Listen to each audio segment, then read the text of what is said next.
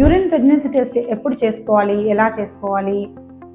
ఎవరైతే period miss అవుతారో within 2 days early morning sample తీసుకొని ప్రెగ్నెన్సీ కార్డ్లో 2 drops వేసినట్టయితే వెంటనే వితిన్ 3 minutesలో 2 lines రావాలి. 2 lines వస్తే పాజిటివ్ అన్నట్టు, సింగిల్ లైన్ వస్తే నెగిటివ్ అన్నట్టు.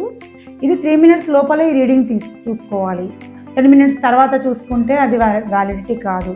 ఒకవేళ లైట్గా పాజిటివ్ వచ్చింది, లైట్గా లైన్ వస్తే అది ఎర్లీ ప్రెగ్నెన్సీ అయి ఉండొచ్చు, లేకపోతే జస్ట్ ఫాల్స్ ప్రెగ్నెన్సీ అయి ఉండొచ్చు, బయోకెమికల్ ప్రెగ్నెన్సీ, లేకపోతే కార్డు కూడా ఎక్స్పైరీ డేట్ అయిపోయి ఉండి కార్డు కూడా సరిగా రీడింగ్ చేయకపోవచ్చు. అది చెక్ చేసుకోవాలి.